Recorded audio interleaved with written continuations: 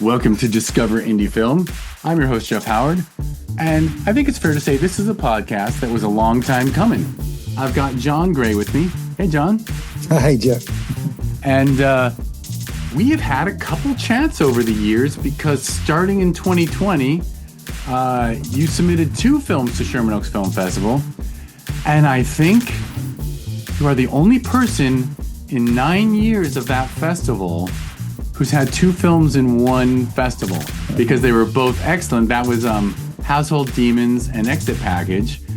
And because it was November 2020, and I won't go into depth about what was going on. I think anyone listening understands what November 2020 was. So instead of precious theater screen time, all of a sudden the festival was online, and it was like, hey, this gentleman sent in 2 great films. Let's just make both official selections. Whereas in a theater year, we would have said, okay, which one do we have to pick? Yeah.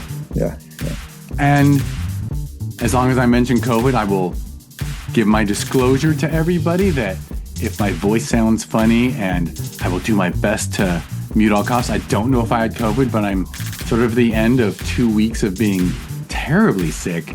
I didn't bother testing or anything anymore. I just, go cough in the guest room so my wife can sleep.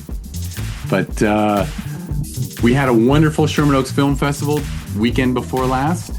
Our best ever. It was just, everything about the festival was wonderful. But I've really got to learn to carry hand sanitizer, I think, because I shook probably 400 or 500 hands in 5 days. And I had all these plans for post-festival. And 2 days after the festival, I was in bed, like unable to. I was real sick. So you got to go elbow bump. I know. I'm actually an elbow bump person.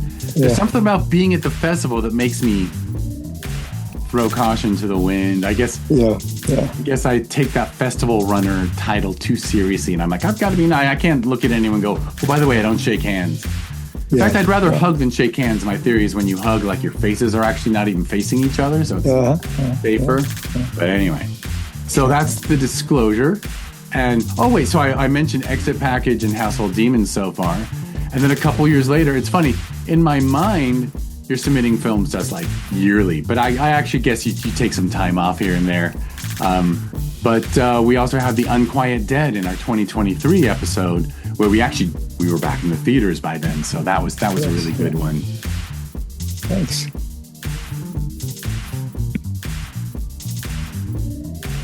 And I just had to mute myself. That was a successfully muted cough. My goal for the day is no coughing without mute. So anyway, so because you're based in New York and I'm based in LA, every time you have a film in the festival, we chat on Zoom like this. And so, it's funny. I've never met you, but I kind of feel like I know you because we've had three-ish Zoom chats over the years. Yeah. So this is very fun that you signed up to be on this podcast.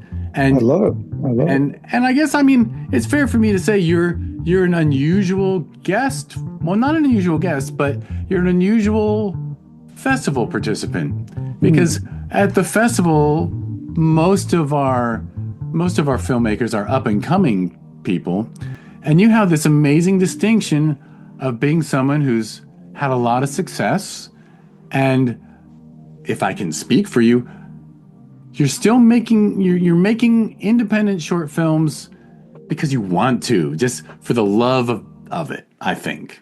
And sometimes they're proof of concept and things, but you could easily say to yourself, I don't need to go through the trial, right? Every time you make a short film, it's nonstop problem solving for weeks or months, and a lot. But you it seems like you really enjoy it, and you're really.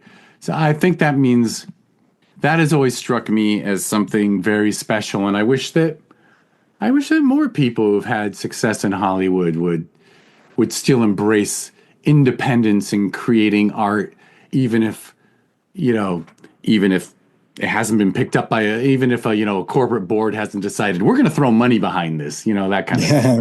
Right. Well, it's funny, Jeff. We always joke because usually at film festivals, most of the participants are young people. They're starting their careers, getting on their feet, and that's one of the reasons we love going to festivals, and we love meeting these people. But my wife always jokes that people look at me and they probably think I'm some filmmaker's father. It's like, who's this old guy saying that? But the truth is, I love making films. I always have loved making films. I started as a teenager making short films, and I've been very fortunate. I've had a long career, both in features, mostly television, but some features as well. And you get to a point where in our business, you get to a certain age, and the opportunities kind of narrow. That's just a fact of life. And I'm just not ready to stop. I feel like after 30 some odd years, I'm kind of getting the hang of it. And I have stories I still want to tell, and I have collaborators who I love and want to work with on both sides of the camera. And so, we started doing this in 2018, and we try to make, my wife and I, when I say we, she produces them for me. So we try to make one short a year. Sometimes we pull off two. And we love going to festivals. We love seeing the films play with an audience, which is something I never had in television. All the success I had in TV, I could never really see what it was like to sit there with an audience and watch it. And so, it's just been it's a blast. I do seminars oftentimes when I go to these some film festivals, directing and screenwriting or pitching. And I love meeting filmmakers and seeing their work and just being around that energy. So, it's, I haven't found a way to monetize them. I don't know that there really is a way. I feel like I'm not even worried about making money on them. I would just like to stop having to pay for them. We self-finance them all, and it's a very expensive hobby. But again, I'm lucky that we have the resources and we can do it.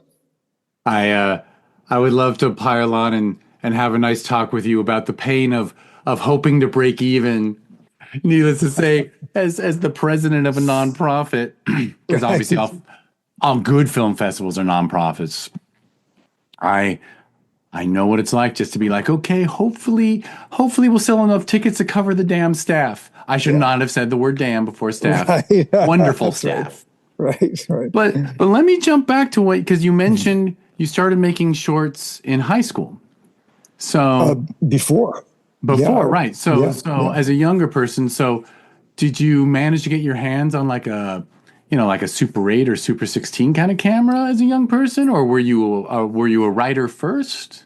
No, I always wanted to be. Well, Jeff, I thought I wanted to be an actor first, because that was always the vessel I experienced storytelling through were the actors. I watch something on TV or I go to the movies, and so I thought the actors kind of did it all. And I grew up in Brooklyn, pre-hip Brooklyn, and my apartment building had a loading dock behind it. And if you kind of squinted, that loading dock could double as a stage, because there was a little 3 steps and it was a raised platform. So I used to put on plays in that backyard, starring me, of course. And I was obsessed with the Civil War and Lincoln, and so it would always be a play with me as a Civil War soldier or Lincoln. And I would do this, and I would get, at a certain point, I would get frustrated that when I was acting on stage, if I pulled out a gun, as Lincoln often did, I couldn't force the audience to look just at the gun and then at the face and the fear and so that's how I started thinking about pictures. I could do that with pictures. I could do that with film. And so my uncle had a regular 8 camera, not even a Super 8, a regular 8, which, for those of you who don't know, who are not as old as I am, regular 8 was actually 16 millimeter film that was split in the middle. You ran 25 feet through one way, you flipped it over in the reel, and then you exposed the other 25 feet. And at the lab, they would split it down the middle, and you get 50 feet of regular rate. So that's what I started making movies with. And once I started doing that, I started realizing that, wow, it's not the actors. I mean, the actors are important, but there's a consciousness behind the camera that's really telling the story. And the actor is an important tool, just like the sets, just like the props, so that's really where I lost interest in acting. I think, much to the relief of the world, and became more involved with the idea of making a film and directing a film and staying behind the camera and putting that stuff together. And that's kind of how I got, that's really the granular way of how I got started. Well, it's really interesting that you had such perception into the audience experience, right? Because you were, ouch, whatever. It's always fun to share. Guess what I did in like fifth grade? I wrote a play, and my friends and I went like classroom to classroom performing it. We didn't have, but I could totally picture the loading dock and like doing a play. Right. Like plays are totally what it's the easiest thing to throw as a kid, right? But Yeah. but that it was the idea that like you wanted to be able to, I guess the right word is really just affect the audience's attention more effectively. I didn't want to say control the audience's attention, but like you wanted to be like, all right, I really want the audience to see what I want them to see. And you realize that, when you're putting on a play, people look at their watches, they Right. notice a rat running down, whatever. Whereas when you get into cinema, when you start working with a camera, yeah, you become an auteur. Well, a big part of it for me too was as a kid when I went to the movies, and we had like 5 big first run theaters in Brooklyn at that time, and I would love it. I mean, I would go by myself, didn't matter. I just wanted to go and get lost in a movie. And when I would see something or experience something in a theater that had an emotional effect on me, or in particular, that's something that made me feel less alone in the world, like, oh, so that person in this character has the same experience I had, feels the same thing I had, that I have felt. And I start to realize I would love to do that too. I would like to tell a story where I can reach an audience and make them feel a little bit less alone in the world. I may not have articulated it that clearly, as a 13-year-old, but that's really kind of what I was after, because I was so grateful for that experience myself. There's nothing like that recognition in drama when you're sitting there watching a play or even reading a book or a movie, and you see an emotion or feeling that you recognize, and you realize, okay, I'm not alone. There's somebody else who has this. So that's what really inspired me for the writing end of it, and just the storytelling part of it, and where I did feel like I do want to control the audience. I want to make them feel something, and I want to make them recognize something. And that's, what I've been striving for really ever since. Yeah, you pretty much brought in storytelling and the effect, and like I always resort to this analogy, which is, I mean, Homo sapiens, our species has done storytelling from our hunter-gatherer days, right? Life was literally just trying to survive, and then at night we'd sit around a campfire and we tell each other stories about our day. Like that connection, I think, is built into our minds. And so I totally get that a person like yourself would be like, feel such a reward from seeing people experience and seeing people feel what you want them to feel and all that. Yes. Because we are built for storytelling. Our brains require stories. Yeah. Yeah. And in my neighborhood, is a very working class neighborhood, and nobody really considered a career in the arts. That was just not. It's ridiculous. What are you kidding me? Everyone strove to graduate from high school, get the high school diploma, and then college was not even I didn't go to college. It wasn't a big part of the experience. But the idea was get your high school diploma, you get a good job, you get a good civil service job, you get good benefits, you get security, and then you can start your family and you can provide. And so, that was kind of the mindset. And so if you didn't feel that you could feel a little bit isolated and like, I don't know where I fit in because I don't know anybody who feels this way. So, that's why when I got a little bit older in my later teens and I started meeting people outside the neighborhood and started getting more involved with, film clubs, and I was working with actors who lived in Manhattan, and I started to expand my world a little bit. Then I started to get even more clarity about, okay, this is what I got to do this. I got to be in this world. And, I'm not a misfit. There's nothing wrong with me. This is just different. It's just different than what I came from. And so I'm going to pursue this. Yeah, because as removed as Brooklyn was from the entertainment industry, thankfully it's not like you were in Toledo and Right. and like you were a subway ride away from arts and culture and film and Exactly. filmmakers, and so you hopped on that train and ended up around. You learned there was a community. Yes, exactly. Exactly. And so, and by the way, I did kind of want to ask, like, in the 8 millimeter days, were you doing everything? Were you shooting, and did you start like splicing and editing and having fun with Yes. that stuff? Well, when I was acting in my films, of course, I had to have somebody else shoot them. And it was always a struggle, to find friends of mine who would take it seriously. Like, oh, guys, come on, we want to meet at 9:30 tomorrow morning and do this. 9:30, well, maybe if nothing else comes up, I'll be there. No, no, you got to be there.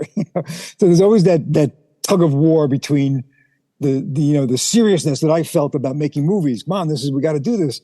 And then my friends who didn't really care, and it was like, yeah, it's fun, but let's do something else.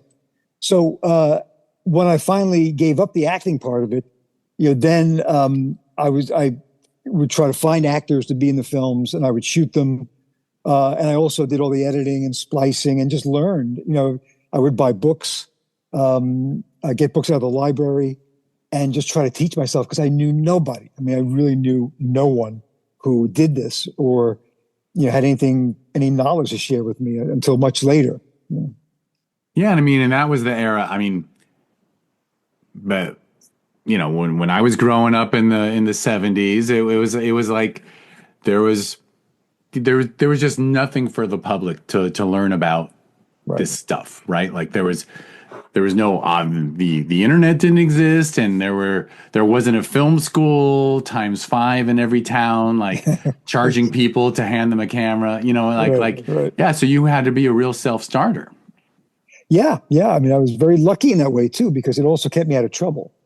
I didn't get involved with drugs. I didn't get too involved with alcohol, a little bit, but not too much, because I was always doing this. This is always on my mind. And in fact, like even in high school to me became this thing that really cut into my day because I was always trying to make some way to make a movie. And it was such a pain in the ass to have to spend 5 hours a day in the school where they knew nothing about movies, didn't care about movies, didn't care about my interest in film. There was just nothing, you know, get the civil service job. So Yeah, you were like whatever. It'd almost be like in a suburban high school, one kid is a goth. And like no one right, else in the whole school has any interest in this, and it's like I guess I gotta find my own people somewhere. Because right, exactly, exactly.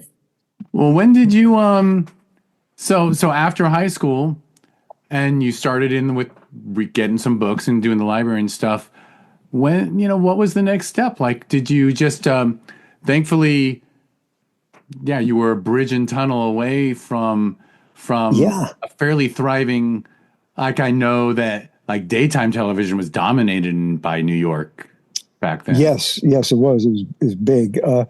But what a tremendous thing happened for me, which was a life changer, really. But when I was in high school, I was making these films, and I had the Brooklyn Arts and Cultural Association, which was a nonprofit, but they opened up a film workshop in my neighborhood. I think I was 16, and I couldn't believe it. I thought this has to be like a joke, or it can't be real. But sure enough, there were these young filmmakers who were going to teach filmmaking. And I was the only guy, I was the only kid in the neighborhood who showed up. But they opened it up for me, and I got they gave me a $200 grant to make a Super 8 film, which I did. And then they liked it. And then I got a $500 grant to make my first 16 millimeter film. And this is when I was 16. And, it's an unwatchable film now, but I learned a lot by making it. And what was interesting also is that during this time I was in high school, I was taking the subway. I went to a high school in Park Slope, Brooklyn, and there was like a 4-block subway walk from the 16th Street subway station that I got off at. And on that walk, it was kind of a derelict neighborhood, but suddenly I noticed they were building things on this main street heading towards my school. There was a bank that was being made. There was a barber shop. There was a bar across the street. And all these things. And I thought, wow, this must be some kind of urban renewal going on here. And then I thought, how weird is this? Because these are they look old. They look like they've been there already for 20 years. And then I discovered that they were building sets for Dog Day Afternoon, Sidney Lumet's movie. And it was going to shoot 4 blocks from my high school. And I just went berserk. And, they came and they shot weeks of exteriors. And I spoke to somebody. I didn't know who he was. It turned out he was the first AD. But I said, look, I'm trying to be a filmmaker, and if I could just watch you guys, I don't even want to bother anybody. I just want to can I stand somewhere and watch? Yeah, sure, kid, no problem. Don't worry about it. So I went to my high school principal and I said, brother, whatever his name was, Brother Francis, Franciscan brother. And I said, I really want to be a movie maker, and they're going to make this movie. And I know that only seniors can leave the building during the free classes, the free periods. I'm a sophomore, but can I have permission to leave because they're going to let me watch and I can learn? And he goes, I'm sorry, what was it again, Mr. Gray? Are you a senior? No, brother, I'm a sophomore. Right. And who can leave the building during free periods? Well, seniors, but so, no, you can't do it. So I thought, all right, in that case, I'm just going to spend all my classes outside. I'm not even going to go. I think I'm going to pass this up. So that's what I did for several weeks. I played hooky, and I watched them make Dog Day Afternoon. And I learned by just watching. It never occurred to me that when you shot a dialogue scene, that you would shoot the entire scene from one angle first, then break it down, relight it, put the cameras, then shoot the whole. It just never occurred to me. Because when I was making movies, I would just shoot a line of dialogue, then I would come over here and shoot that, and then come back here. So, the simplest things, but that's how I really learned a lot, just by watching them make that movie. And what happened afterwards, there was a magazine called Super 8 Filmmaker. And I had a subscription to this magazine, and I would wait by my mailbox for that magazine to come, because it just every month, I just couldn't wait to read and learn. And, and I would try to read it slowly so it would last for as long as possible. And so I think I was 17 years old. I think I was a junior in high school. And I saw this little ad in Super 8 Filmmaker magazine from the American Film Institute that they were giving out independent filmmaker grants of up to, I think, $10,000 to make movies. And I was like, what? So I sent away for an application thinking this is not for me, but I'll try it anyway. And they wanted a script, a film that you made, and a budget for the movie you want to make. And so I did that. I had a short story I had written, and I turned it into a script. I did the best I could with the budget, and I showed them my 16 millimeter film. And I sent it all off to the AFI. And of course, this is back in the days when you had a film can, you had to send it, shipping case and everything. And I kind of forgot about it. I'll never get it, but you got to try. And so they were going to announce the grant winners in January of that year, 1976 it would have been. And so at the end of 1975, I get this letter from the AFI. And I'd almost forgotten that I'd even applied for the grant because it had been months before. And it was just a little thing. I thought, this is probably like a rejection. Okay, so I read the letter and it just says, "Dear Mr. Gray, you forgot to sign the last page of your application. Here it is. Please sign it." And I just suddenly remember, like, my heart kind of thudded in my chest because I thought, they're going to announce the winners next month. So why would they be asking me to sign my application? Really, could it be? So I signed it, off it went. And literally on the day before my 18th birthday, I got a telegram, back in the days of telegrams, from George Stevens, the head of the AFI, saying that I'd gotten a grant for, I think it was $7,200. In 1976, it's a lot of money. And, I didn't even know that you could put in money for yourself, like a stipend. I didn't know that. I just put in the money I needed for the movie. They say, "Well, what are you going to live on?" "Well, I live with my mother, and how old are you?" I said, "Well, I'm about to be 18. I was the youngest person at 17 to ever get an AFI grant." So anyway, I got that grant, and that's, that allowed me to make that movie on a more professional level with, professional DP and a semi-professional crew. And I was able to get actors, who are at a much higher level than the actors I'd gotten before. And that really was the experience that solidified more than anything else for me that I'm going to spend my life doing this. The experience of making that film was so profound in every way. And I think it had a lot to do with the fact that I just felt so at home on the set, even at that age, with adults around me. I knew exactly what I was doing. I knew exactly what I wanted from every shot, what I wanted from the actors. I wasn't nervous. I wasn't frightened. It was as natural to me as just putting on a comfortable pair of clothes. And we shot it over the course of 2 weekends on Long Island. And I remember coming back. This is probably much more than you really wanted to know, but I remember coming back after that first weekend, and I was beside myself. I was restless. I couldn't even stay in my apartment, my mother's apartment. I had to go out and walk because I was full of this experience of having made this film, and the exhilaration of having done it, the fear of what if I can never do this again. It was just an amazing thing. And I did the post-production. I edited that film over the summer of 1976, and I graduated from high school. And my whole high school graduation was like, again, just this thing that got in the way of me being in my cutting room. I want to get back and finish this damn movie.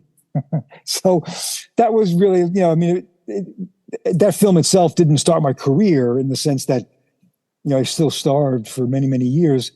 But it was a tremendous boost. And to have that kind of money to make a movie was enormous. And it even helped my family sort of take me seriously at first. Like my mother couldn't believe this. Someone's giving you $7,000 to make a movie. What's wrong with this picture? So it helped just everyone kind of looked at me a little bit differently. Like, wow, this guy must have something on the ball. No, for real. I mean, winning a grant like that, I mean, it has to be affirming, and it has to be, a success that you can, whatever, hang your hat on and say, look, I don't know how many people submitted to the thing, but heck, they thought you were grown up too, which is kind of cool. Right? Like that's fantastic. I'm curious for that, for that production, were you like, how did you staff up and things? Like, had you already built up contacts, or was it through that Brooklyn film thing? I met a guy named Steve Jarrow in that Brooklyn film group. And Steve was an actor, and he had been a stand-up comedian. He had been on the fringes of show business, for a long time. And Steve was able to hook me up with his writing partner, a guy named Joe Macefield, who to this day is one of my dearest friends. And Joe had been a production manager. And so Joe was able to help me with the budget and then help find me people. I didn't realize we would need vans. We would need transportation. You have to get the equipment from one place to another. How do you do that? And Joe was like, okay, So who's gonna drive your trucks? I don't have a driver's license. It's not going to be me. I don't know. It was that kind of level of first, entry level kind of stuff. So, that's how I did it. And then, you start meeting more people and the actors I used on the first 16 millimeter movie, they took me into their world and I met a lot of really interesting people through them. And these are all much older people than I was at the time because that's, that's who was doing it. So all my friends were in their late 20s and 30s. I'm a teenager. But they all took me under their wing and taught me and helped me enormously. And I felt a lot less lonely because finally I had a community, of people, like-minded people who, we were all in love with storytelling and movie making.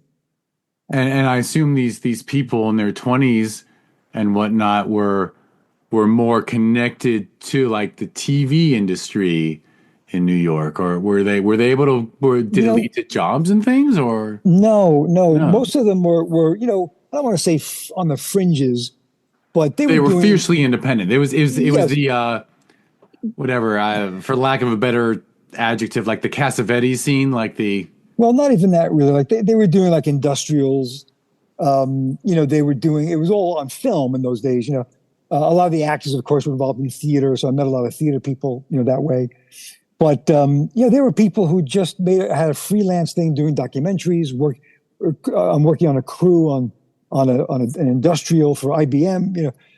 So it was that kind of thing. It wasn't really like, I'm working on a big TV show or I'm working on a big feature.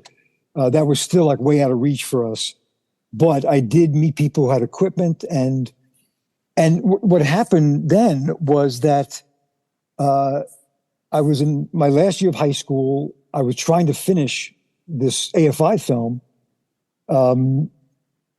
editing and that kind of thing. And a friend of mine who's an artist, his name was Claude, and a high school friend of mine, he was going to take a scholarship test at the School of Visual Arts for a 4-year scholarship. And, the School of Visual Arts did everything. They did art, they did sculpture, they did film. I don't know if they did theater or not, but so he said to me, why don't you come with me and take the test? What could you lose? And, like college was such an alien idea. And, there was a lot of hostility in my neighborhood towards college because the feeling was like you're trying to avoid life, get out there and start working in this college bullshit. You're just trying to put things off. And so I was never like excited about the idea of going to college anyway. It was kind of out of my reach and there was no money for it. But I thought, if nothing else, if I can take this test, it'll sort of tell me where I am, because I feel like I'm in a vacuum in a little bit. So if I pass the test, who knows? Yeah. So I go down with Claude. We take this test, and it's a very, very involved, long time, many hours to do this test. I don't remember much of it except that you had to write a little scene. You had to just come up with a scene and write it. So I wrote some scene, and then to my shock, I got the scholarship. And sadly, my friend Claude didn't. My friend who I wouldn't have even taken it if it hadn't been for him. He didn't get it. I got it. Full 4-year scholarship. So, I said to my mother, I'm going to try this. And she was like, yeah, but, how do you buy books and things like that? I said, I don't know. It's a scholarship. I guess it's all taken care of. I don't know. But in fact, it wasn't. When I got there, I actually found from the teachers at School of Visual Arts a certain level of hostility because I had got an AFI grant. And, they had been trying for years to get AFI grants. And so there was already this kind of built-in hostility towards me. And then I discovered that, you have to make a movie. You have to have books and equipment, and you got to buy that stuff. It does not covered in the scholarship. And so, I think I lasted there for 4 months or something. And I realized I just can't afford it. I can't ask my mother for this money. So I dropped out and I got a job as a messenger at a post-production house in New York. In fact, my friend Joe Macefield, who I mentioned, got me this job. And I was a messenger. But when the guy who ran the company saw that I knew a little bit about handling film, I knew how to use rewinds, I knew how to splice, he started giving me little film jobs. And then I ended up spending 4 years there, from the time I was 18 till about I guess, 22 or something. And that was like my film school. I did every job you can think of there. I worked on crews, we did commercials. It was just a fantastic experience, and I made great friends there who I'm still friendly with, all these years later. And that's how I got access to a lot of equipment. And I was able to make another 16 millimeter film, which I did on credit cards. But I was able to use their equipment and edit there and, that kind of thing. So always very lucky in finding people who, could help me and recognized, that I was serious about it, and wanted to try to facilitate me. So cool. So many, and I totally, that's so nice that after the School of the Visual Arts thing kind of fell through. And yeah, I know I mean, nothing wrong with kids of privilege going to schools that cost a lot. But yeah, it's always an interesting bait and switch, I think, when a school says, you're paying us a tuition. In your case, they were covering tuition, but the tuition doesn't cover all the costs involved in making film. That's just like, I'm like, wow, there is I won't bang the drum too hard, but a lot of the film industry is kids of privilege just having fun with parents' money, but yeah. And as a little sidelight, in 1979, I decided to go to LA. Let me just go to Hollywood and see what that's all about and try to just see what it's like. And one of the things I did out there was I met with the AFI, and they loved my film, and they invited me to come and study there. Come to the AFI, and I was like, wow. I was terrified of it because I had barely been out of Brooklyn, and the idea of moving to LA. Oh yeah. But when I really started to explore it, they were willing to give me some sort of financial aid for the tuition. But they said, look, you can't have a job. We need you to be fully committed to this program. So you can't have a job. And of course you have to have a car.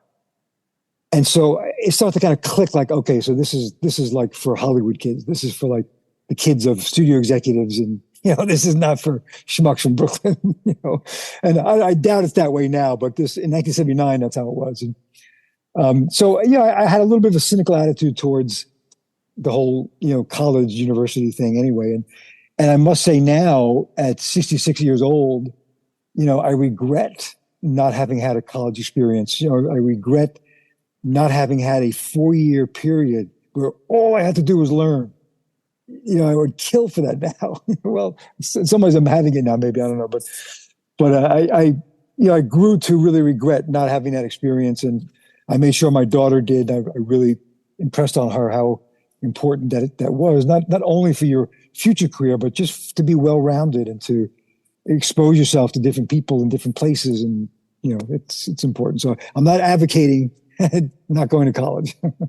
Look, I will. I don't know if this is sharing too much and backing you up, but those of us who my parents are both the first in their families to go to college. And so my brother and I were just like, there was not an option. Like, if you don't go to college, you're dead to us. And and when you say, I wish I had that 4-year experience, I would say, I wish I could go back to college and get out of it what I need, because I started college at age 17. I turned 18 like within a few months, but I didn't know how to get the most out of that experience. Right, It's like, right. I look back and I'm like, I should have gone somewhere else. I should have studied something else. I should have been more serious about this and less serious about that. So yeah, it is funny to me that we live in a world where those 4 golden years, whatever, but those 4 years, there's no perfect place to stick them in your life, I guess. Right, exactly. Yeah. It's funny, and I love the fact that so you got the whole AFI thing happened without meeting anyone in person. So you actually did at least get to come out and meet with the people who had given you that grant and stuff. Yes, they were so nice, and they were receptive to you. That must have been rewarding. Exciting. Yeah.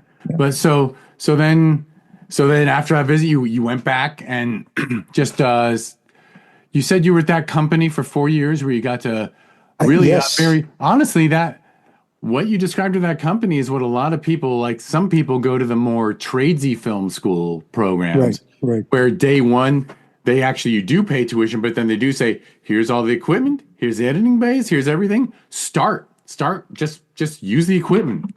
So it Yeah, sounds like you were yeah. sort of in one of those hands-on-y kind of, It did become that. It was great because this company did a little bit of everything.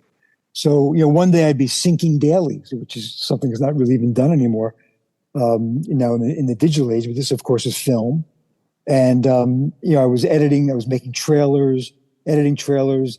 They would go shoot a commercial, so they would need me to go out. I would do the slate. I was always like the worst crew person because all I wanted to watch was what was happening, in front of the camera, what the director was doing, and what people were doing. And so I'd always forget, like, oh, I gotta do the slate. I gotta change the numbers on the slate. So I really kind of sucked at being on the crew, but they indulged me, and but it was a fantastic experience. And the way I left that was there was a company in New York called Daniel Wilson Productions, and they produced for ABC a show called the Afternoon Special, or maybe it was the After School Special. I'm not sure, but you remember? Yeah, yeah, I totally remember those on yeah, yeah. ABC. It was like something that I think they aired like at 4:30 in the afternoon, and there were little dramas that normally involved young people or teenagers or whatever. And so I really wanted to do one of those shows. I thought I would be a great candidate to do that show. And I sent my films to Daniel Wilson, and a very kind of letter that was I hope was kind of charming and funny, but like, hey, pay attention to me. And they actually responded to the movie I sent, and they called me in. But the problem is, when I was like 20, I looked like I was 16. I just really looked so ridiculously young. So I walked in the room, and they were like, "Okay, we can never sell you to a network. This is never going to work. Come back when you've grown into your body a little bit." And but they did say to me that they were aware of a company in Washington D.C. called the Educational Film Center, and they had just gotten a contract to do a bunch of dramas for PBS. And it was called Powerhouse. It was going to be, I think, 12 or 13 half-hour shows. And it was about a reformed street gang. And every week they would solve a crime, but also learn an important lesson. So they said, we're going to recommend you for that because, they can't use guild directors. They don't have much money. So they're looking for cheap directors. And so I thank you. And so really the same thing happened. I sent my stuff in, and they met me. I got on a train and went down to DC, and they just said, "Oh man, how old are you again?" And so they sent me back home, but I was just determined. I just said, "This is the right thing. I got to do this." And so I started the Let John Gray Direct campaign, where every week I sent them something different. I started out with like 100 helium balloons all around their offices. The next week, I sent them a singing telegram, and the balloons had Let John Gray Direct on them. And I sent them a singing telegram, Let John Gray Direct. My mother baked this big sheet cake, Let John Gray Direct, and we sent that to them. And so finally, they called me and said, "Okay, enough. There's no more room in my office for this stuff." And they said, "Look, we've got this 15-minute film that we just got. It's a film about teenage alcoholism, a drama. It's for the Northern Virginia Service League, and we're going to give you that to direct. If you do a good job, then we'll talk about Powerhouse." And so that was my first paid directing job, and that's what got me out of the post-production house I was in, and I went and did that movie. And ultimately, it's a lot of twists and turns, but ultimately, I became very involved with that company, and I did a bunch of Powerhouse episodes, and I stayed working for them for a long time doing these dramatic shows. And I moved to Washington D.C. and lived there for almost 2 years and loved it there.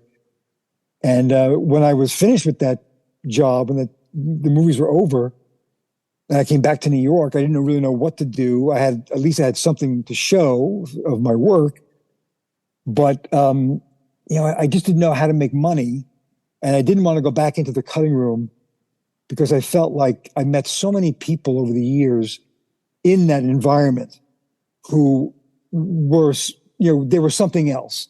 Yeah, I'm an editor now, but I'm really a writer, and I'm doing this, I'm doing that, and doing this. And I just thought, I don't want to be that. I just want to be like, yeah, I'm a director, and no one has to know how I make a living. So I became a bartender just to make money, and so I did that for a couple of years, and then I don't know. It's just such a long and I'm sure boring story, but No, not boring at all. And it's a great. I am. You've got me, and I'm sure everyone else listening completely. And I mean, honestly, I was like loving the bartender mention because that is the perfect thing. You got all day free to pursue directing stuff and be about film stuff, and then the sun goes down and you pour drinks for people. It's kind of perfect. it was. I mean, what I didn't anticipate was just how exhausting a job it was, even for a young dude. You many hours behind the bar. I don't even know how many miles I must have walked every night behind that bar. I had to set up all the tables and chairs, tear them down at night, throw people out. I mean, it was a high stress job, and I would often find myself, you don't get to bed till 4 a.m. because in New York the bars close like at 3, so I wouldn't get to bed till 4, and then I don't get up until 10 or 11 in the morning, and I feel like there's a sheet of lead over me when I wake up. So it was, it wasn't quite as romantic as I thought it would be in terms of like, yeah, I'm going to use my days to write, and I mean I did, but it was just a lot more difficult than I thought because the job was a little bit brutal. So I always have great respect and big tips, for bartenders because I just know what that's like. That's well, that shows a lot of integrity, but and I'll applaud the integrity. I didn't mean to just blow it off, but you actually just used the word writing too. All along through this, were you just focused on directing, or were you writing scripts on the side all along? Well, I always saw myself as a writer director. That was always what I wanted to do. It's always what I had done in my own work. When I worked for the Educational Film Center, that was the first time I became a director of someone else's script, which was great. I loved that. But to me, and still to this day, there's almost no separation between writing and directing. To me, it's like one thing. And so as my career progressed, I would say I wrote most of the things I did, but I did several movies I just directed. And that's always a great experience too, because you can have a fresher viewpoint on a script you didn't write. And when I did my series, I would always direct my own scripts, but oftentimes I would write scripts that other directors would end up doing because I just couldn't do, it all. And that was always an interesting experience to see how someone else interprets, what I've written. So ultimately, and now with the short films too, I'm kind of back to that notion of being a writer director. Yeah. Well, I made you jump too far with that question. So I'm really curious. So we covered the bartending phase, and then at what point was there a gig or a job that allowed you to quit that and just be like, okay, I'm actually I don't know how to say it. You're not cocky enough to say I've made it now, but Right. Well, what happened was there was another show in New York called the Bloodhound Gang. And this was another, I forget what network it was. It wasn't PBS. I forget what network it was for. But the Bloodhound Gang were like 15-minute episodes of a group of kids, again, solving crime, just like Powerhouse. And so I had this nice kind of calling card for that show. So an agent I knew I had met at that time who liked the script I had written, he put me together with the producers of the Bloodhound Gang. And we just fell in love. It was like instant chemistry. We loved each other. By the time I met them, they were already staffed on the Bloodhound Gang, and it didn't get renewed for another season, so I never got to do it. But we got very close, and they were producers. They wanted to produce feature films. I had a script that had got me this agent, and I gave them the script, and they loved the script. And so they said, we're going to do this movie together. We're going to get this movie made. And I was very excited until I realized they had no more wherewithal than I did to get the movie made. But at least it was three of us now out there trying to do this. And so the really big, I guess, break, for me was that we had heard a rumor that Robert Duvall and John Savage, who were uncle and nephew, they wanted to do a movie together. They were looking actively to do a movie together. And it so happened that the script I had written is a father-son story about ironworkers. Couldn't be more perfect for those two actors. So, okay, well, who's their agent? It's Fred Spector at CAA. Neither of those names meant anything to me. And so we literally did what, we used to be called an over the transom submission. Basically, just wrote a letter. Here's a script.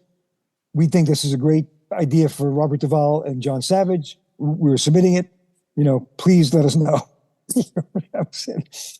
And I'm telling you, about a month later, I get a call from CAA, and it's Fred Spector's assistant. And he says to me, look, Fred wants to talk to you. And by the way, at this point in my life, I've left bartending, and I'm giving out tickets on a street corner for CBS. At that time, they used to test their shows, and they would recruit audiences to go in and test their shows. And I would get paid per person I could get to come in off the street and go watch one of their shows. So that's what I'm doing. And there's a phone booth on 53rd and 5th where I stand, and that phone booth had become my office. And that's where I got this call from Fred Spector. And it was like this dream, okay, we liked your script a lot. We think Bobby's going to like it. I think to myself, Bobby, Bobby, what do you think? I'm sorry, Bobby? Yeah, Bobby Duvall. He's going to love it. We think he's going to love it, and he's going to want to do it. I'm like, wow, what's going on? And so I ended up, Fred came to New York, and, he met with me, and we had this great meeting, and he wanted to sign me as a writer. I said, I'm great, but I'm also a director. And he said, yeah, of course you are, but let's start as a writer and see what happens. And he said, I'm telling you, if you sign with me, in 4 weeks, I will have a job for you as a writer in Hollywood. And I just thought, this sounded bullshit, but okay, what have I got to lose? I have no other offers. So I signed with Fred, and true to his word, 3 weeks later, I had a job writing a teen comedy for Scale, in LA. And getting signed by CAA at that time, and Fred Spector, who was a huge agent. And by the way, Fred's assistant was Richard Lovett, who is now the head of CAA and became a very dear friend of mine. And so that was the major turning point for me. I went out to LA. I met with Fred Spector. I met with everybody at CAA. It was incredible. It was so heady. And they started getting me work as a writer. Either writing studios. I wrote a script for Michael Keaton. I did a lot of rewriting. And all the time we were trying to get the feature film made. And as it turned out, Robert Duvall didn't want to do it. But we ended up getting Carl Malden and Lenny Von Dolen and an interesting cast. And it took another few years, but we ended up making it in Boston. But once I signed with CAA, and I think we're in 1984, I think it was. That's when I no longer had to ever do anything else except write or direct to make money. I was able to actually make a living from then on, in the business. Yeah, huge. And yeah, I mean, Fred Spector is a legendary name. Yes. In agenting. Amusingly, I know the Lovett brothers through my ex-wife. What do you know? No kidding. Wow. Richard and Steve. From Milwaukee. Right? Crazy, yeah. Yeah. But so you are probably a testament to the quality of the value of sending out quality work to people. Because, whether it was AFI or Fred Spector or whomever, like, for the Duvall thing, like, you put your work, you put yourself out there, and then people respect it, which is, well, not what you always hear. Yes, yes.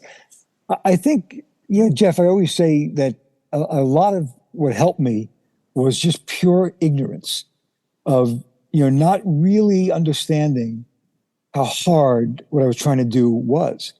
And so I always just believed it's going to happen. It's going to happen tomorrow.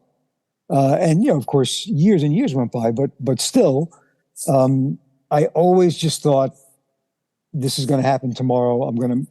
There's nothing else. I'm not qualified to do anything else. Maybe I could be a bartender, but other than that, I have no other skills. I have no other interests. I have no other passion. I've got to be a filmmaker.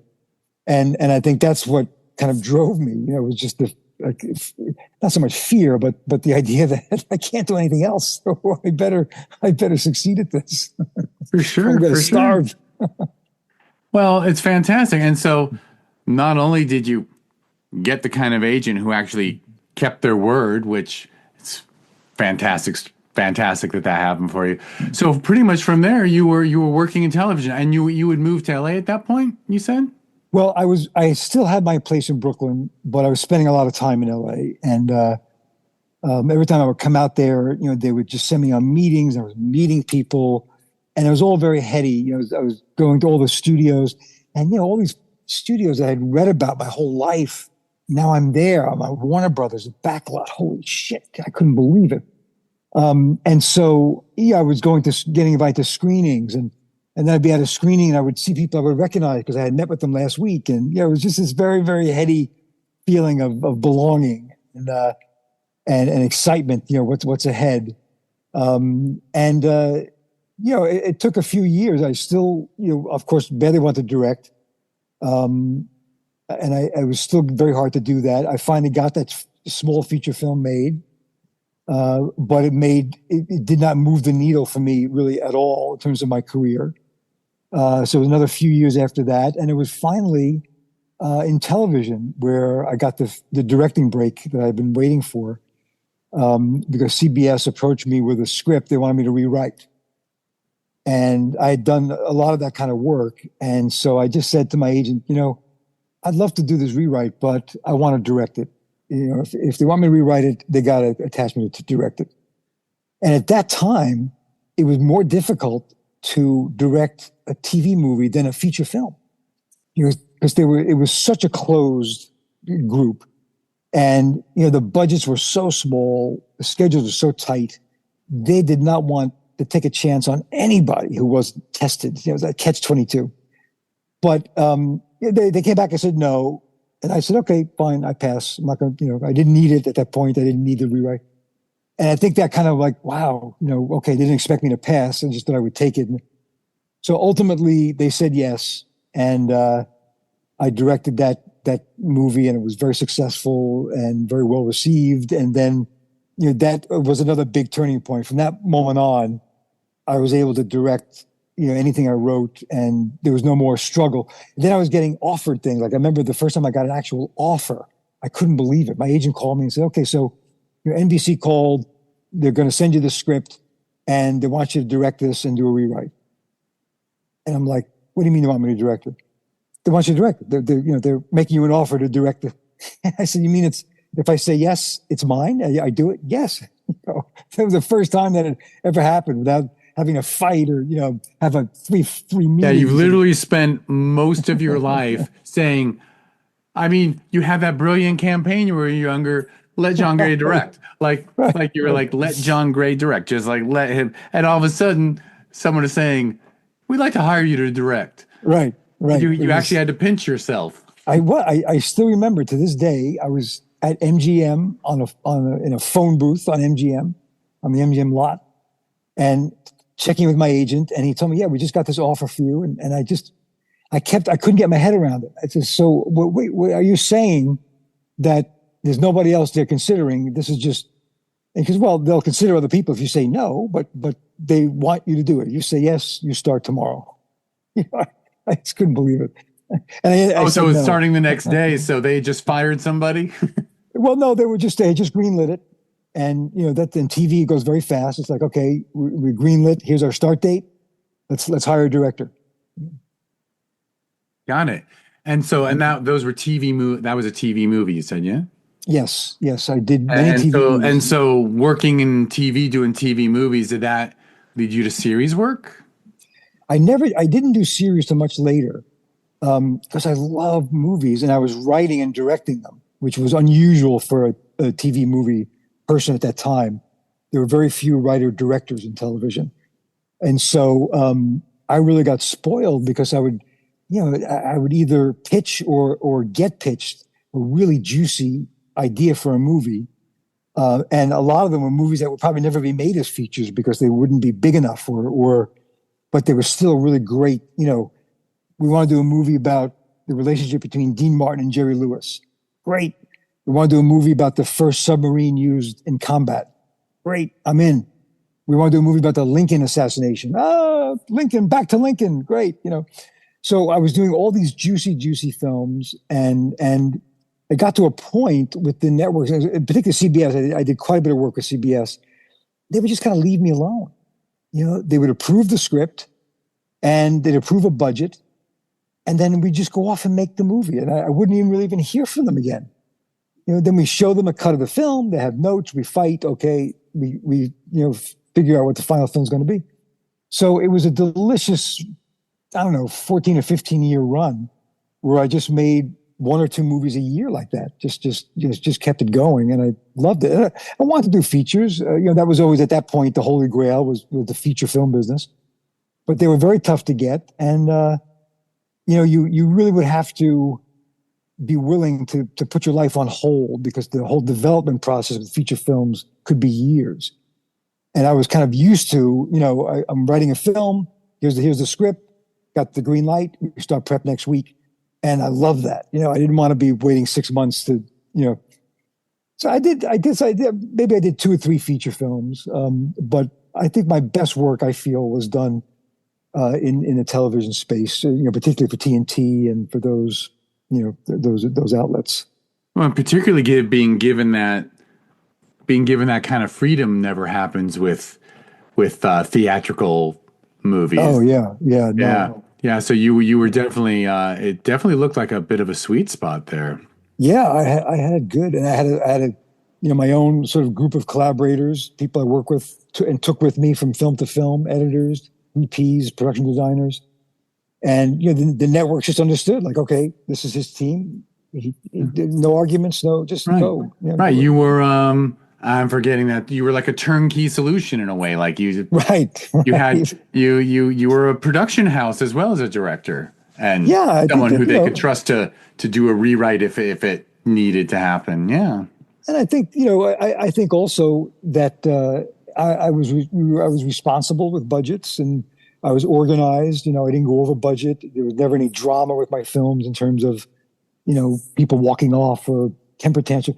We just made these things professionally, and they came out well. And I think the feeling was like, okay, with John, we don't have to worry. Just give him this thing. Now we could look at what's going on over here, and just he's going to do his thing.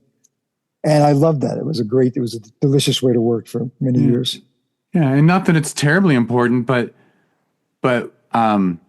I missed out. Was there ever a moment where you made a transition to living in Southern California, or did you actually manage to have this whole career going from New York?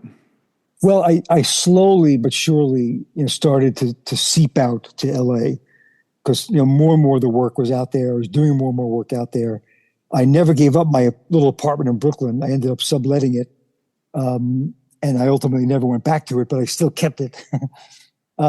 So I would say, like, from I think 1987 till about maybe 1997, I was in LA more than New York. I was only getting to New York maybe 3 or 4 times a year, if that. And even then, as it got into the later 90s and during the 90s, I wasn't even shooting in LA. I was shooting in Toronto or elsewhere. I did a movie in Ireland. We did a movie in Italy.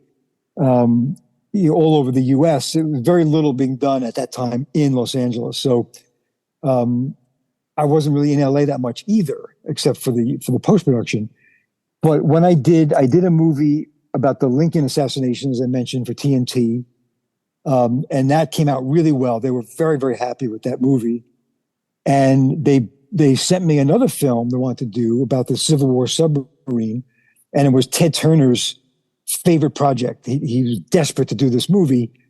He knew everything about the submarine. He had a model of it in his office, but they could not get a script they were happy with. And so they asked me, do you want to take a crack at this? Because we'd love you to do it. And, at that time I was like, well, I just did a Civil War era movie. I don't know if I want to do two in a row, maybe not. And then the executive said the magic words to me. He said, well, what would it take for you to say yes? And I said, well, how about let me do the post-production in New York so I could be home? And that was such a foreign idea. Who does that at that time? But they said, well, let me look into it. And they did. They came back and said, yep, we'll do it. So that started an era for me then, all through the 2000s, where I would make a movie anywhere in the world, but then come back to New York to cut it and finish it. And that was really sweet because I was home much more often.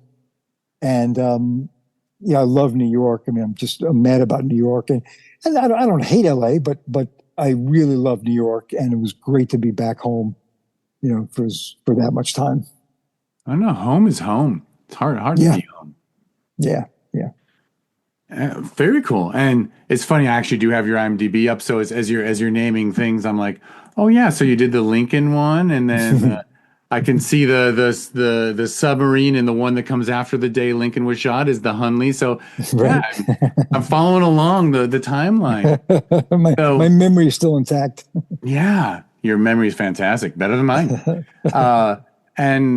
And then did you get interested in series, or how did you end up being a showrunner? Well, that's a great question. I had never been interested in series. People had approached me about doing series.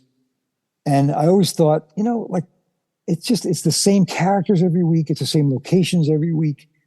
It felt boring to me. I just had no real desire to do it. But I had this, as I said, this long relationship with CBS. And there was an executive who I was very friendly with. And she called me one day and said, okay, I know this is going to sound crazy, but I had a ghost in my house. And I flew a person in from Ohio who is famous in that world for clearing ghosts for people's houses. And she got rid of my ghost, but I think she's really fascinating. And I think there might be a series here. Why don't you meet her and just sit down and talk with her? And I was like, oh man, okay, I don't know. But I was in LA, the woman was in LA. And so we met at a Starbucks in Studio City, and I really, really became enamored with her. She was so wonderful, and she was with her husband there as well. And they were not what I expected at all. They were just like salt of the earth, Midwestern, normal people. Her husband had a buzz cut. He was an ex-Marine. He had tattoos.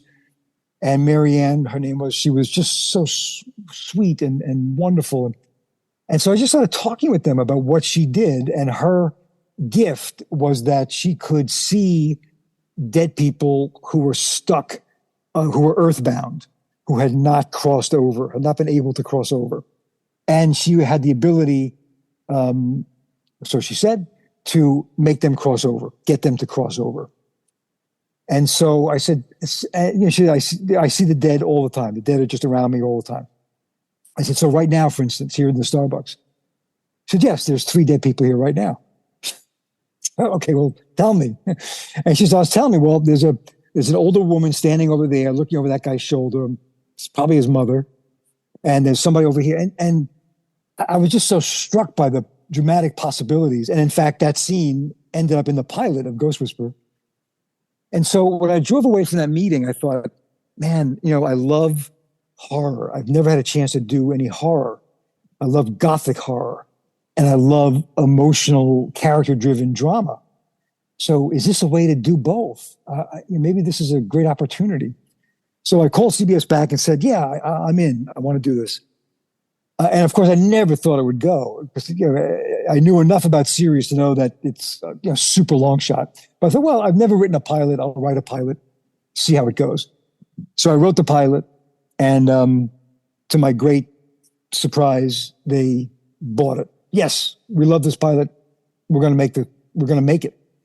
Shit. Okay. Now I got to direct the pilot. I'll direct the pilot. It'll never go anywhere because, again, the mortality rate is so huge. So we directed the pilot, and then, okay, guess what? We're going to do 13 episodes. Oh no, I got to do this 13 more times. You're kidding me. This is going to be brutal. So we went on the air. We did 13 episodes. It was a hit. And, the rest, as they say, we ran it for 5 years, and I loved it. I really loved it. And it was lucky for me because during the time I was doing that show, the TV movie kind of died. It was just like, they just went away. So I was very lucky to have 5 years of stability, and I had my daughter, and I was able to have her with me on the set, and I was in one place. So it was really great. And I loved the cast. I loved the crew. And yes, it was, there were times when it's like, oh shit, I got to shoot this kitchen again. What can I possibly do different in this kitchen? But there were also things that, there was a lot of experimentation you could do. And it was very exciting to me to have an idea on a Tuesday, and it goes in front of the camera, the following Friday. And that was just great. I love that. I miss that, today. So that's how I got into the series business. And I have to be honest, I didn't, as much as I loved that show and I loved the people, I didn't love the process so much of making series television. We were doing 24 episodes a season. It was really difficult. Not that I'm complaining, because we were paid fortunes for it, but it was exhausting and kind of soul killing after a while. And I didn't really want, when the show ended, I didn't really want to do any more series, and I kind of just shied away from it. And we tried to sell a few other things, and I tried to sell some cable shows that had fewer episodes, 12 episodes. But I never really got another series up and running, and a lot of it just had to do with the fact that it was very difficult to be creative. As one of my producer friends once said, in the history of television, was there ever a good episode 19 of anything? I was literally going to bring that up, that in the era of the 22 to 24 episode season, by the way, 24 1-hour episodes. Yeah. I mean, there was, everyone's praising the golden era of television in a way in the streaming world. And I'm like, well, let's be kind to the people who came before. These people writing these brilliant shows that I really do appreciate, they're writing 6 to 8 episodes. Like they're telling a story that is a little longer than a movie. Right. But right. The task of 20 plus, and my understanding is that your show Ghost Whisperer, I mean, it was fairly cinematic actually, the way it was shot. We tried. I mean, our attitude was we want to make a little movie every week. Yeah. So, we tried to make it as visually dynamic, as possible. And we tried to make it funny. And there were mystery elements to it. And of course, there's the gothic horror that, we tried to get in every episode that I love so much. But, I didn't love being a showrunner. Being a showrunner had nothing really to do with my ultimate ambition as a boy, which was to be a writer and a director. That's all I want. I don't want to be a mogul. I just want to write and direct movies. And as a showrunner, you're just, it's an enormous job, and you're dealing with the network, you're dealing with the notes, you're dealing with the writers, you're hiring, you're firing, you're dealing with post-production, and it's all exciting, fun stuff. But a lot of it is clerical, and a lot of it, felt to me like, what does that have to do with writing and directing? I just, that's all I want to do. Why am I doing this? Yeah. In a way, it's admirable to me that you were able to put in the time to direct some episodes and write some episodes and then direct your own, because that was probably your reward to yourself. It was mandatory. And I have to say that the studios did not want me to do it. I had to fight to do that because they felt like, we don't want your attention split. You're the showrunner. You got to deal with the scripts. And they were saying to me like, "Why do you want to direct? It's like it's like the working class job. Here you're an executive. Why do you want to get your hands dirty? You don't want to be a plumber. Be an exec."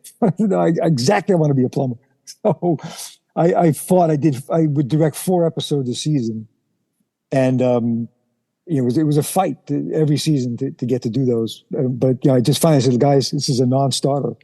It's either that or I don't do the show, because I'm certainly not going to be a showrunner without directing.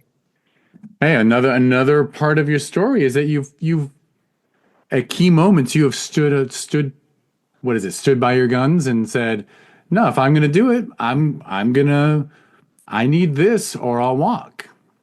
There's always a or moment, not necessarily walk, but right. But you make it clear what the boundaries are, and I've always tried to keep in mind as I've gone along, is my career leading me or am I leading my career? And sometimes the answer is not clear, but I've always tried to come out on the side of I'm gonna decide what's right for me in my career and try to follow that, and not just take what comes along, because it's I had a lot of friends who just would take any job that came along, and I always prided myself. I would only take a job if I felt there was an emotional component that I could relate to, that I know how to tell the story. And if I didn't have that, I would turn it down, because I don't believe I could do a good job with it. Yeah. And I did okay anyway. A lot of people I knew took every job they could possibly take because it was being offered, and they felt like I can't turn it down. And it would turn out crappy, it would hurt their career, make it harder for them to get something else. So luckily I seem to have avoided that.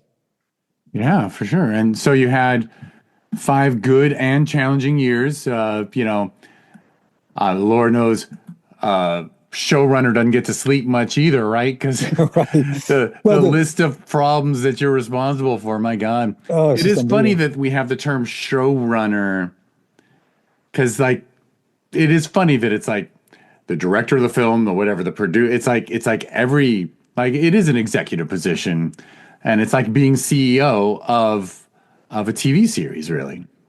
Yeah, it's exactly right. That is exactly what it is. And just to be fair and clear, I was, by the 3rd season, I was already just not really loving this, and wanting to how can I direct more?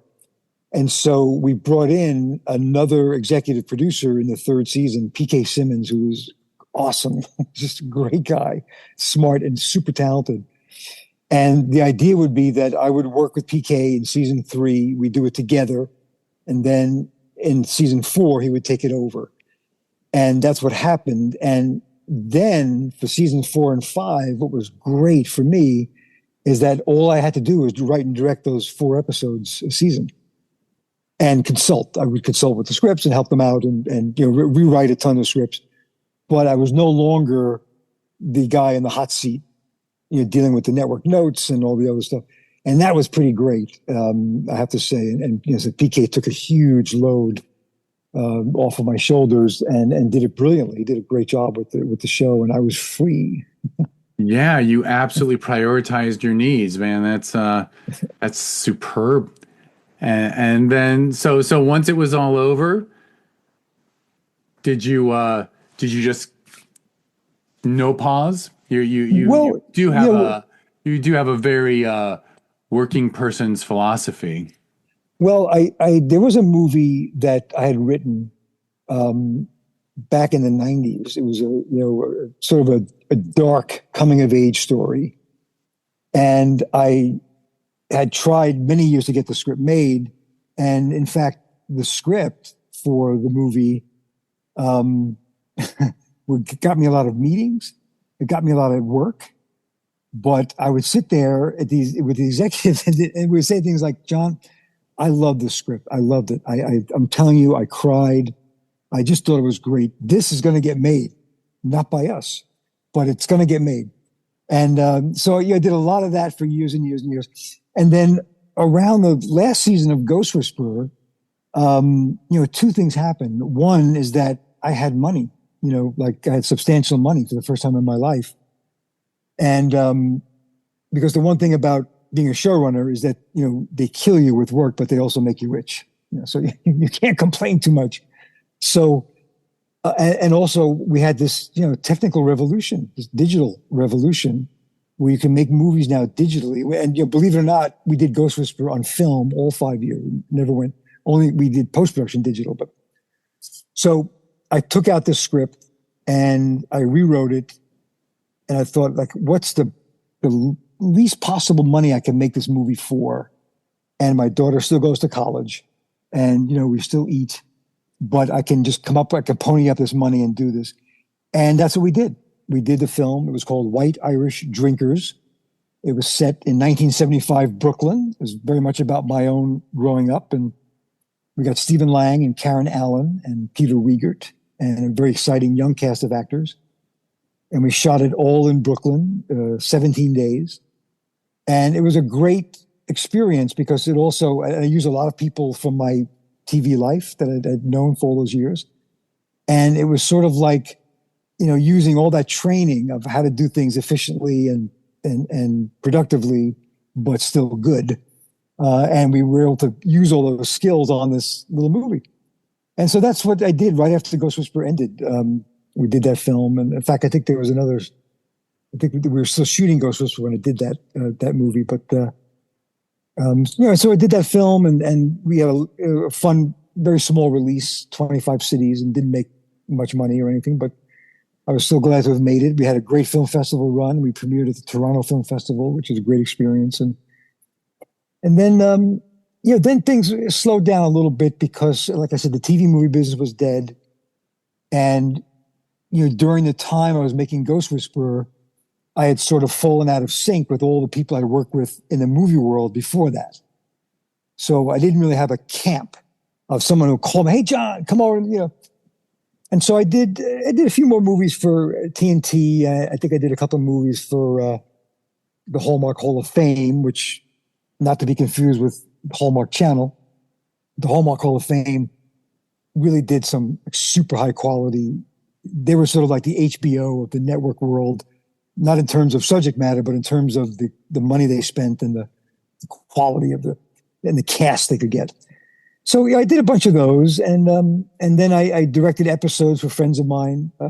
Jim Kauf was my number 2 on Ghost Whisperer. He's just a brilliant writer, and he created a show called Grimm, and I directed some episodes of Grimm, and I just sort of kept writing, but I would say by probably by like 2018, 2019, I wasn't really getting work and as much as I wanted to, but also I couldn't find things I really wanted to do.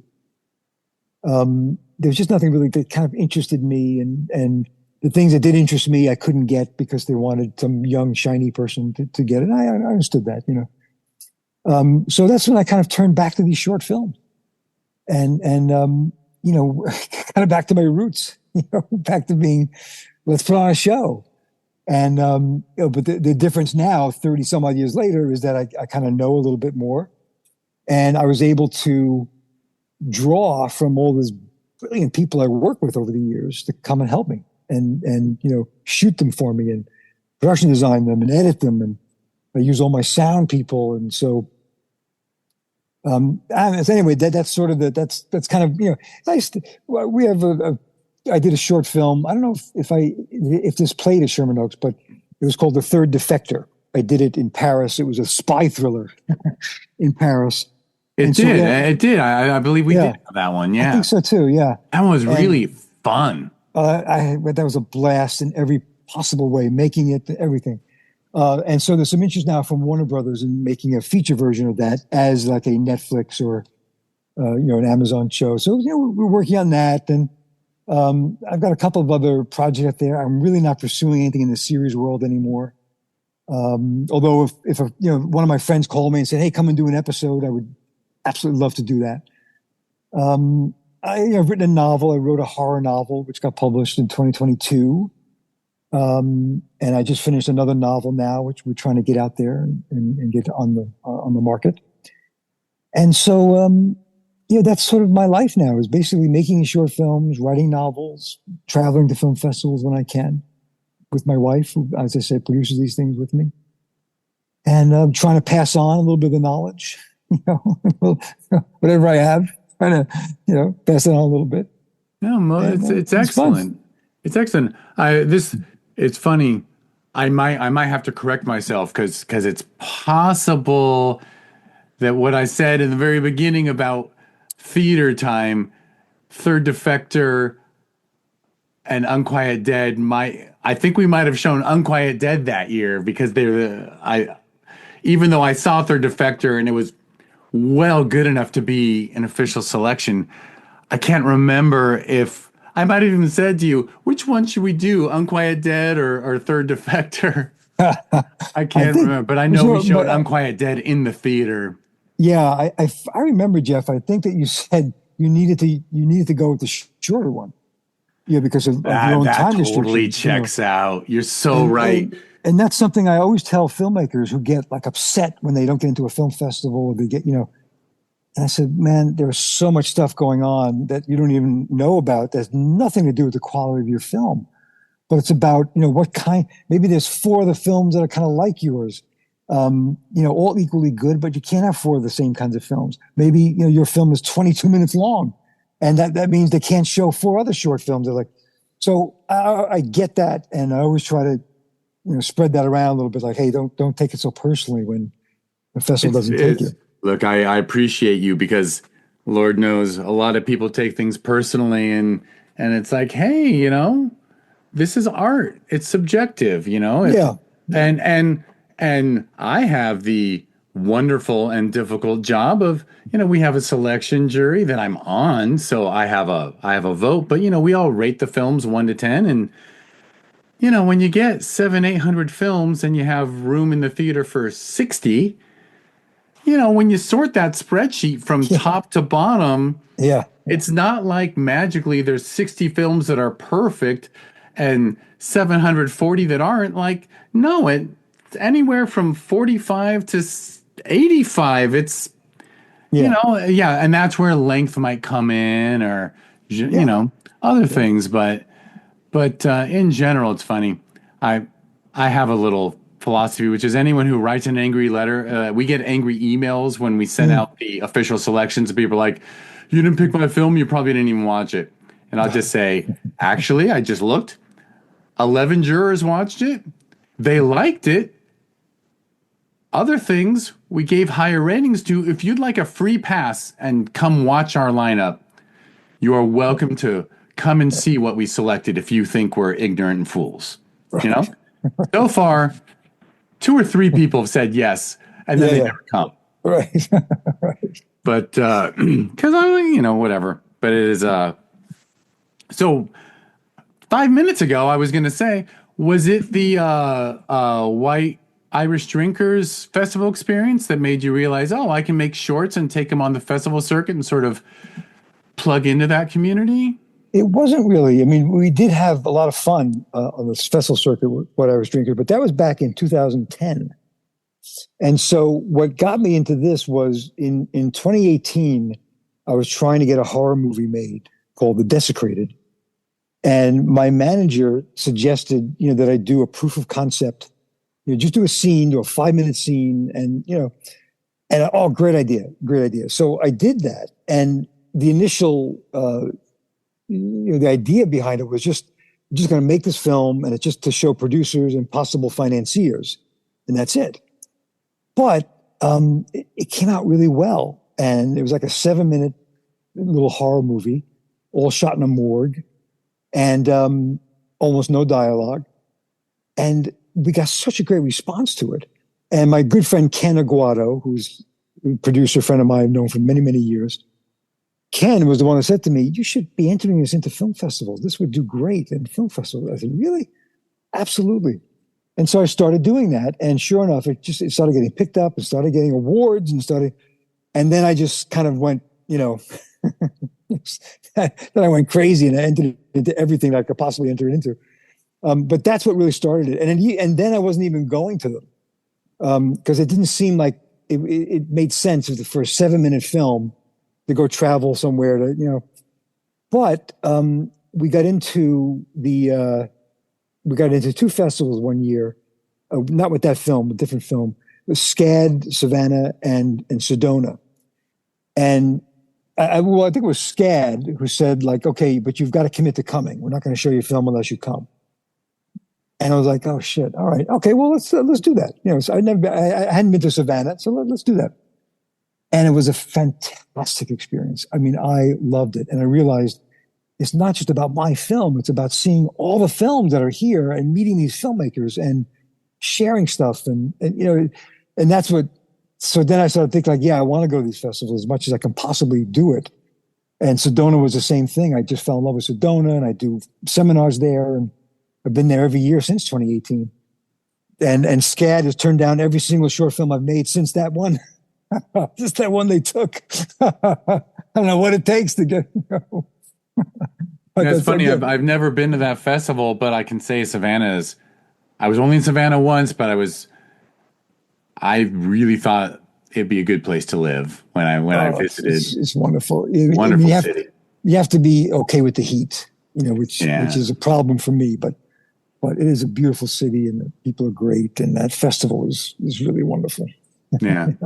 Well, we will never have the requirement that people show up in person, but you're always welcome. Yeah, And I'll say, like, boy, the festival we had weekend before last, Sherman Oaks Film Festival, the 9th edition, we had a filmmaker from Singapore and a filmmaker from the UK and a guy from Louisiana. We had one screening where 3 films were all from upstate New York, and they recognize each other's locations. And I didn't even realize I didn't even put it together that they just happened to, needless to say, when someone says I'm traveling, can I please play on Saturday? The answer is F yes. Like, if you're hopping on a plane to come to Sherman Oaks Film Festival, you get a Saturday 8 p.m. screen block. Like, you deserve it. You're getting on a plane. Right. But anyway, that's excellent. I'm really happy for you. Everything, it's a nice place where you've landed. Yeah. And you're still being creative and you're still having fun. So that's excellent. Yes. Yeah. It's all good. All right. Well, is there, I take it, to my knowledge, you've never been a social media guy, but do you have like a website or social media that people should check out? I do. I have, the website is really for my novel, The Desecrated, but it's a fun website. It's called johngrayofficial.com. I'm on Instagram as Bay Ridge without the I. It's BAYRDGE. I'm on X, but probably not for too much longer. J. Thomas Gray. And I just got onto Blue Sky, and I have to be honest, I cannot remember my handle. But you could probably find me under John Gray. I think it just might be plain old John T. Gray. I think that's what it is on Blue Sky. I think that's all I got. It's funny. I haven't touched X for a long time, but it's still on there. I think it still might sync with some other thing, I too have jumped on the Blue Sky bandwagon and then deleted the app and then re-added the app. I don't know what I'm doing with social media. And this Threads thing, I can't even wrap my head around at this point. Know. I'm on Threads, but I gave up. It's too complicated. It's just too complicated. Deep down, I know the film festivals, they have to have a social media presence. Yeah. But me personally, I share pictures of pets and food, I think. Right. Yeah. But anyway, all right. Well, this has been an excellent conversation, but I will wrap it up. And everything you mentioned there, your website and Instagram and the other stuff, we'll make clickable links in the show notes. Oh, great. And these are clickable links too, but I will mention them. First I want to thank everyone for listening to the Discover Indie Film podcast. If you want to learn more about the podcast or a TV series that was born from it, go to discoverindiefilm.com. On social media, it's always at DIFwins. When I said TV series, it's because I actually did, through this podcast, I found out that most of the people with features at the film festivals were getting they were ending up on streaming and the shorts weren't.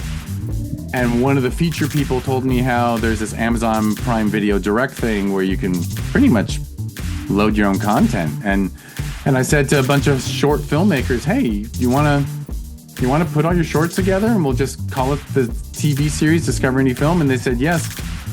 And the nice part was by season 3, we were at over 10,000 unique viewers a week on Amazon Prime. And you couldn't tell our show from one that Amazon was actually bankrolling. Right. And then, unfortunately, Amazon did what's called the Indie Purge. And they said instead of being included for free with Amazon, you have to charge 99 cents an episode, $7.99 a season.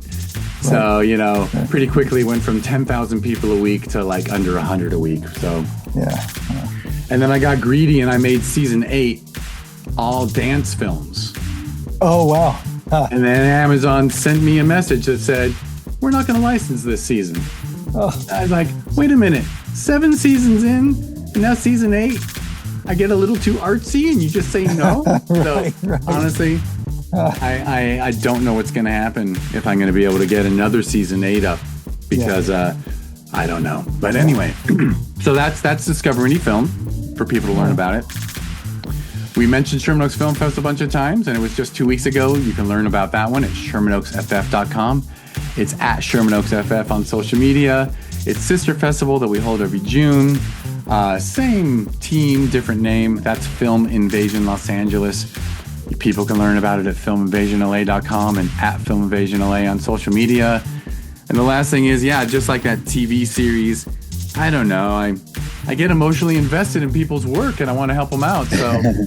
So for now, we've started this thing called the Indie Channel.